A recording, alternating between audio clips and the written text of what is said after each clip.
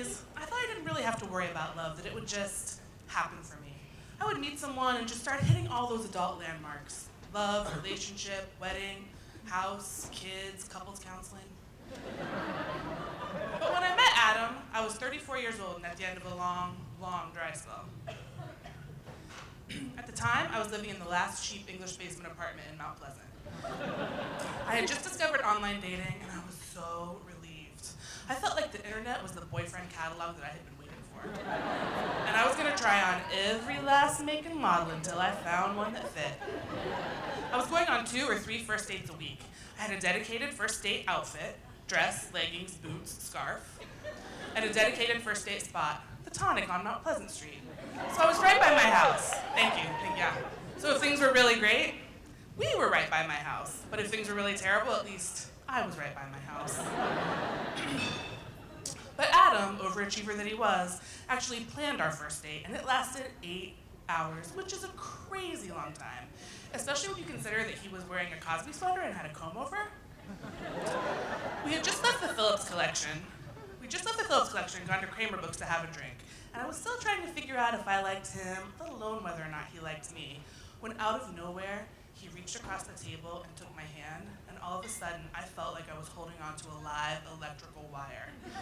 My arm was tingling so hard that I lost the power of speech, and my heart was like skittering around inside my chest, and when I looked across the table at him, I swear I heard a choir of angels singing in the distance. I couldn't see the Cosby sweater or the comb over anymore through a haze of pure desire. And from that moment on, I was a goner. Every little thing, like kissing him goodbye at Metro in the morning or getting a sweet text during the day, made me absolutely weak-kneed. Once, I left my wallet in his car, and he made a ransom note out of words cut out of magazines and sent me a picture of it.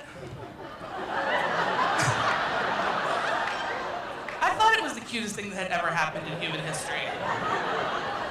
For the first time in a decade, I had Valentine's Day plans. Dinner, flowers, the whole nine. I'm sure some of you can appreciate that. Once when I was cooking dinner, he was putting a poster frame together for me, and as I stirred the pot and he knelt on the floor, putting everything together, I actually got a little bit overcome with emotion, and I had to stop what I was doing, and I walked over to him and put my hand on his shoulder and said, "You know what? I think this is the most erotic thing I have ever seen." He just smelled so good to me all the time, you know? We had so much in common. We're just the same age, so we both like the same 90s music. We both love bad puns and nerdy humor. We even took the same antidepressant. Now they say that in every relationship there's a gardener and a flower, and Adam was definitely a forlorn little flower when I met him. And I just wanted to shower him with my love until he bloomed. I wanted to get my hands all up in his dirt and fluff it. I'm definitely a fixer, and I know fixers get a bad rap, but I didn't want to fix Adam because I thought there was something wrong with him. I actually thought he was pretty perfect. I wanted to fix him because he was unhappy, and I thought that my love could help make him happy. For instance, he had this terrible apartment out in Alexandria with nothing on the walls, so I bought him science nerd art to hang up. He had that comb over, so I talked a lot about how hot I think bald guys are until he shaved it, because that thing was a crime against humanity. He had been wearing the same glasses for 10 years, so I helped him pick out a new hipster pair, and on and on and on, and this list does not even encompass the very, very nice and life-affirming things I did for him in bed. And on that score, at least, he was properly appreciative because, you see, Adam was recently divorced after a year's separation from the woman he had been with since the first day of his freshman year of college. Right. And in all that time, I was his first date, really kind of his first date ever. And instead of running the other way when I heard that, like a sane person would, I thought, jackpot! No one else even knows this guy is out there, and as soon as I heal him up, I'm gonna marry him. You guys, I want you to really hear me when I say this because it's not something I say lightly. I would have moved to Alexandria to be with him.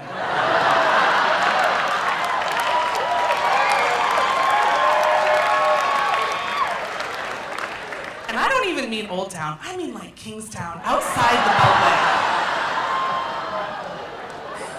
If that's not love, I don't know what is. Am I right? But he never asked. It turns out, really Adam's thing.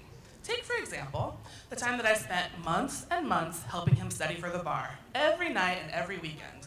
And when he finally passed, I bought him a present, took him out for a fancy steak dinner, and on the day of the swearing-in ceremony, I asked him if he wanted me to come, but he said, oh, it's not really the kind of thing that people attend.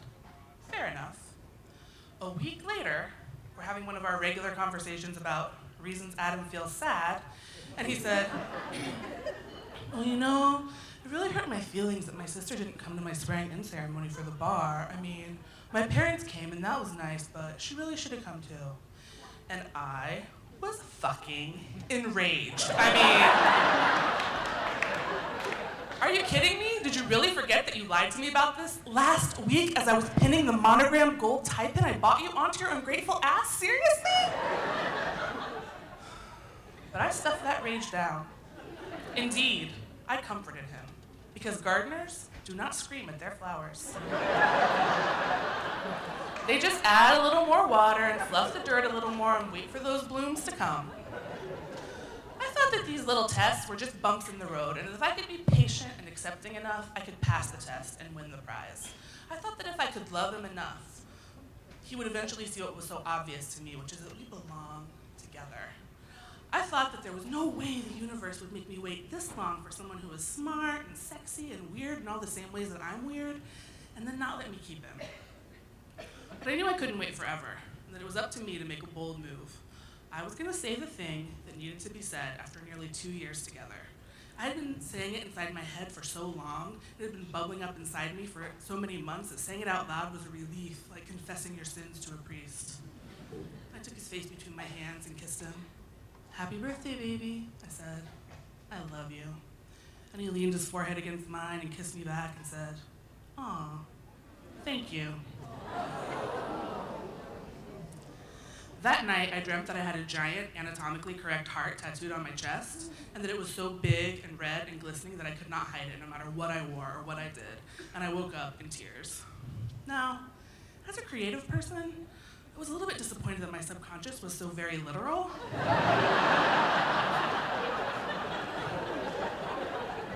But the message was pretty clear. In all the time that we were together, we never fought. I'm not a fighter, and so when things got rocky, I would just redouble my efforts to be lovable and to make him feel loved. I always believed that if I could just find the right combination of lingerie, homemade beef stew, blowjobs, and giving him space, I could find a way to make all the pieces come together, and the ultimate puzzle would be revealed, undeniable. But the day after our I love you, I thank you conversation, he broke up with me. Yeah. He said he had really, really tried really, really hard to love me, but he just couldn't. Like I was a Billy bookcase from IKEA that he had tried to put together but had to toss because he couldn't find the right size Allen wrench. Yeah. As adults, we're not supposed to really dwell on the end of relationships. Old lovers and those whole worlds you create together are just supposed to kind of fade out until no one mentions them anymore. But losing Adam made me remember why I don't fall in love very often, because it is so exquisitely painful when you fall hard and it goes wrong. I felt like I couldn't take a deep breath for months after he left me. My heart felt like it had been ripped out by the roots, and my ribcage just ached all the time. In fact, it was about a year before I really started feeling like myself again.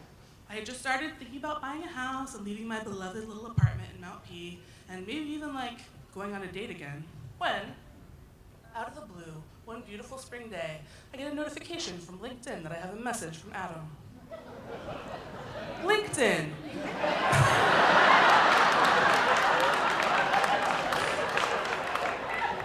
Because cara.foreign@gmail.com is just so fucking hard to remember. It was a breezy, chatty little email too. Hey, how are you? I saw you got a new job. Good for you. How's your sister? Blah, blah, blah. And I could not for the life of me imagine what he could possibly want from me. We had been completely out of touch since the breakup, no contact whatsoever. And I kind of thought we'd be out of touch forever. So I did what I never let myself do, and I Googled him. And it became clear immediately that he had just bought a house the prior month with some woman in Bloomingdale. Yeah, I found pictures of them together, him and her in the cherry blossoms and her terrible, terrible bangs.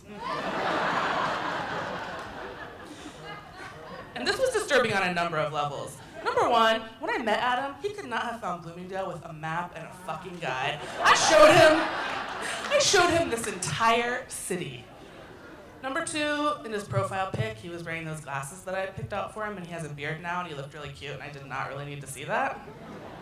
And number three, looking at the pictures of his new girlfriend, it was pretty clear that bad bangs can really happen to anyone at any time, and we have to be constantly on our guard. And as I kept obsessively clicking through that, suddenly it dawned on me that I did know what he wanted from me. He wanted me to garden him. He wanted me to fluff his dirt a little bit and throw him some sun and tell him that I was okay, and that he wasn't a bad person for breaking my heart and then stealing my idea of a happy life and implementing it with someone else. He wanted me to comfort him so that he could go into this new chapter of his life feeling absolved and clean and worthy. So I wrote him back. Hey, I guess it's great that you bought a house with a blatantly vanilla woman that you clearly met 5 minutes after you left me, but I don't really want to know about it. You know, hearing from you does not make me happy. It makes me think about all the time I blew waiting for you to come around while my ovaries were still producing perfectly good eggs that went to waste. Of all the many, many things I wanted to be to you, your internet pen pal was never on the list, so please, please don't contact me again.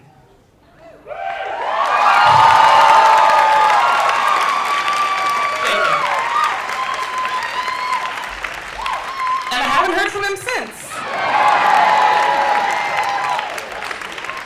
Postscript, I did end up buying a house by myself in Fort Totten, and ironically it cost exactly half as much as the one that Adam bought with Bang Bang. And I really thought that buying it was gonna make me happy, like I was finally hitting those adulthood landmarks, but honestly, it really threw my head for a loop. I get mad sometimes that I have to do all this stuff by myself and that there's no one to argue over paint colors with and help me build bookshelves. But I try not to be bitter. I mean, I really, really, really try. Because I know, even if I'm not where I thought I would be at 30, I'm somewhere pretty good. And I'm lucky to have my own place and have a good job and have good friends and my health and live in America, whatever they say to single people. And even if I do feel a little bit sad and lonely sometimes, because I do, I even know that I'm lucky to feel those feelings inside the borders of DC and not in godforsaken Alexandria.